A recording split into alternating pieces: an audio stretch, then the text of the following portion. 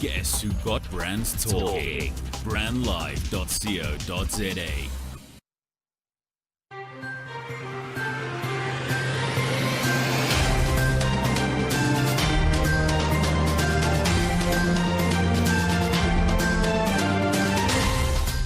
You're listening to our social TV newscast. My name is Marshall. On our telephone line, we're talking to Diane Naidu, who is the GM for tourism in the Cradle of Humankind. Diane, thank you very much for joining us online. Thanks for having me, Sam. So, you've put out a notification for a Facebook page that the Cradle is launched. What's that about? So the page is called Hope in the Time of Corona. And really what it is that in this time, understand that tourism is about creating experiences for people and enjoying those experiences with people. We are living in a different time now. The country's been in lockdown for the past 8 days. And we thought, what was the best way to connect with people who are, in any case, connecting on social media platforms? So really the page is to share the very real experiences of people who are experiencing different parts of this virus and different phases of this lockdown, if I can call it that, and really just to share a message of hope.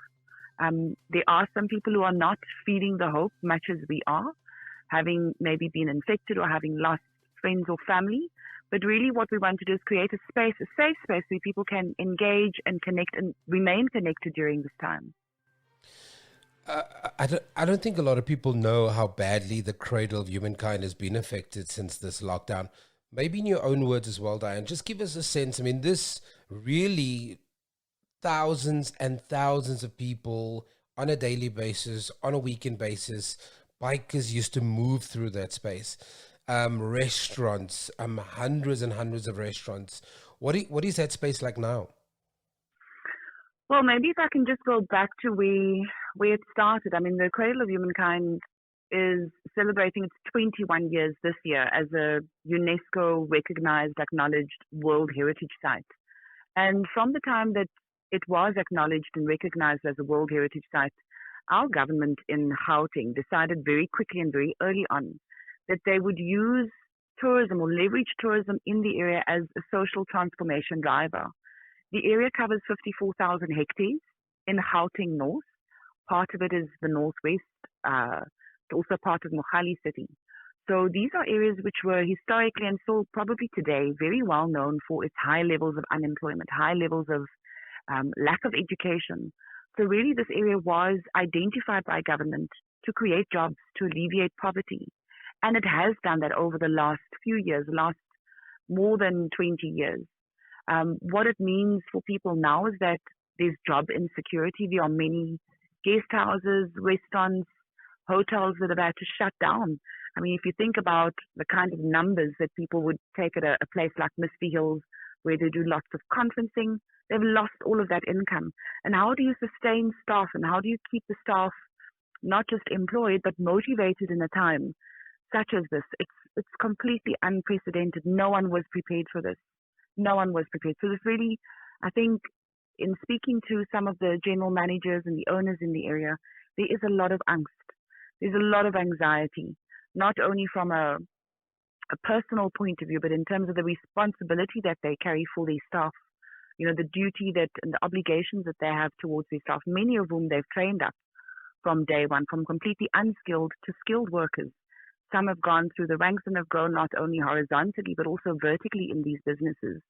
So really, this is why this page, in our view, the page in terms of sharing those stories, sharing their personal experiences is really important. I know we're using the word page, but in real life, it's actually a call to action to share your experience. Just talk to me about how you guys have gone about it, because I know that you've got an input not only from South Africans, but you've reached out to South Africans who are living abroad as well. Yes, and you're quite right. I think I'm speaking in terms of saying to the supplier, let's get the page going. It is for me, really, it is a conversational platform, and it's a platform for exchanging ideas, exchanging truth, and exchanging realities. And for us, in the Cradle of Humankind, the payoff line for the longest time has been a whole lot of living where life began. So in some instances, you might say we are not doing a whole lot of living, but people are doing a whole lot of living. There's a whole lot of patience. There's a whole lot of giving. There's a whole lot of behind the scenes doing that is happening now. And I think the thought for us was, again, going back to a whole lot of living where life began. Where will it begin again after this? And because, again, like I said, it's the cradle of humankind, we understand that we are not only speaking to people living in South Africa, but also those who are living across borders on the continent, South Africans who are living abroad. And in fact, one of the first people to respond was South African journalist and author Charlene Smith, who, as you know, has left the country and is now based in Boston, Massachusetts. She's not only a rape survivor, she's asthmatic. She has beaten lung cancer. So she's living with a very real fear in Boston, in a state where medical supplies are really running low. They're running short of medical staff. So she's one example of the many South Africans that we will be connecting with. Some in Germany, some in Spain, some in Australia. So I think it's about, again, sharing that commonness, that the anxiety, the fears are common, just so that people don't feel like they are alone in it. And I think that is something that we pick up where people have not been willing or as free to share what their real fears are. And this is what the space now starts to create for us. But there are some key questions that you're asking to kind of keep it in the same context. What are some of those questions, Diane? So the first question is, how long have you been in lockdown? I mean, there are some people who have been in lockdown for much longer, and it's mostly self-imposed. Others have been in lockdown for shorter periods of time. The rate of infection is different. So that was the very first question that we asked. The second question is, how has it changed your life? So your life could refer to personally, could refer to you emotionally and mentally, but also how has it changed your business? How has it impacted your livelihood? How has it impacted your daily routines? And then the last question is, what is your message of hope? What is it that you'd like to share with either South Africans who are living in the country, those who are living abroad, or maybe you have a message for citizens of the world? I think because we want to keep bringing it back to the message of hope. I've seen on social media pages, people are using this opportunity to start posturing and sharing their political views and criticizing a whole lot of stuff. But right now we need a positive point of reference, a positive conversation that starts, even if it starts with the change and the negative impact. We want to finish every conversation on a note of positivity, on a note of hope. So you've reached out to a ton of people, and it's my final question.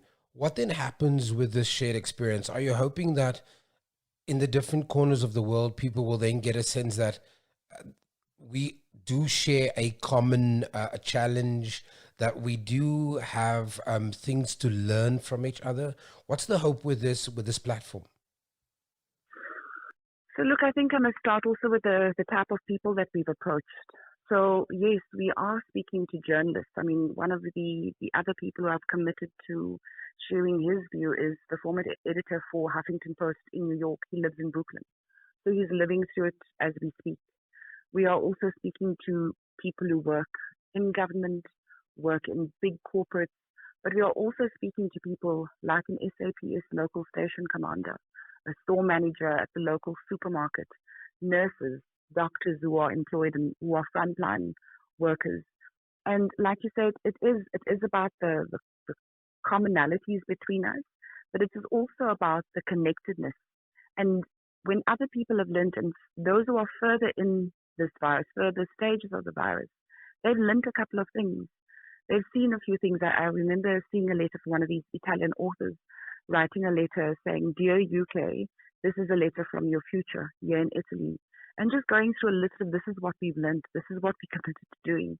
So some of the things some were quite quirky, some were like, you're going to commit to losing weight over the next 7 days, you're going to commit to an exercise routine, and you're going to fall by the wayside.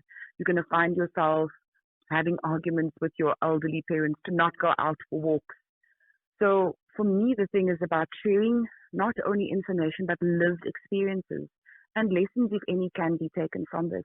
I think the world is basically, I think I read this meme somewhere that the world is basically said to the rest of us, go to your room and think about what you've done. So the world is not going to look the same as it did a few weeks ago, a few months ago. Everything has to change systemically, the way that we live our lives, the way that we place value on things that maybe don't really matter. So I think in creating a global, multinational, cross-border, beyond-border platform, it's about starting the conversation about the world that we are going to live in. How are we going to live it? What will that look like beyond Corona? And we don't even know when beyond Corona is.